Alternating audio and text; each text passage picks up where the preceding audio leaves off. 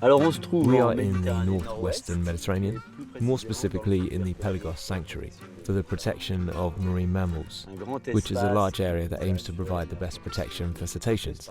We are placing tracking devices on whales to monitor their movements. This information is vital to help us find ways of preventing them from being killed and injured by ship strikes. The idea is to get as close to the whales as possible and carefully place a tracking device. The wheel attached by suction with the end of this pole.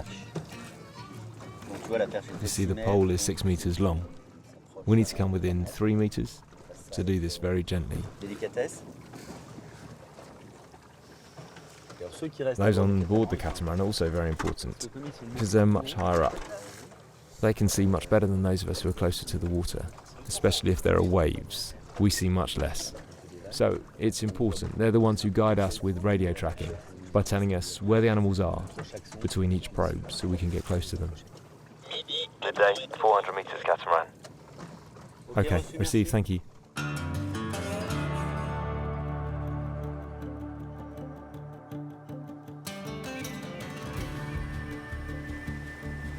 Based on the observation, do we know what kind of animal it is yet?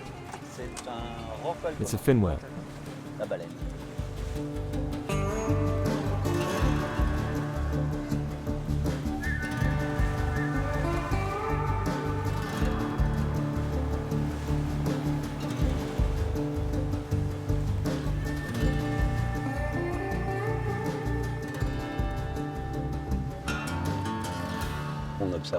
All the information we gather is useful for the scientific community as a whole.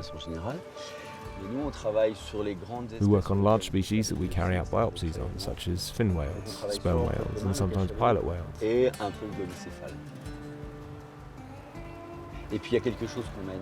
Something we've been doing for a long time is genetic analysis of the populations by taking skin and fat samples.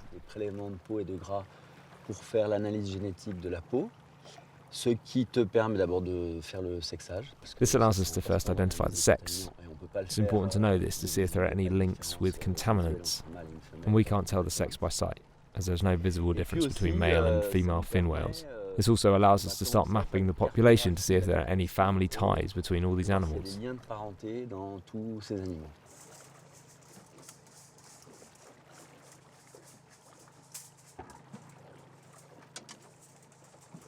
So what does the first operation involve here?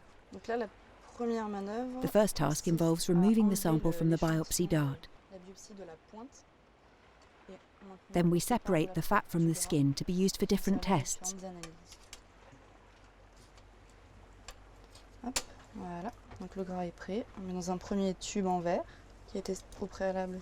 The fat is placed in a sterilised glass tube to test for microplastics,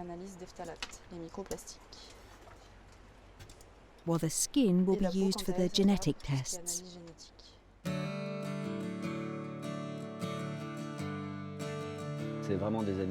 They are really magnificent creatures. And when you got close to them once, it's quite difficult to give that up.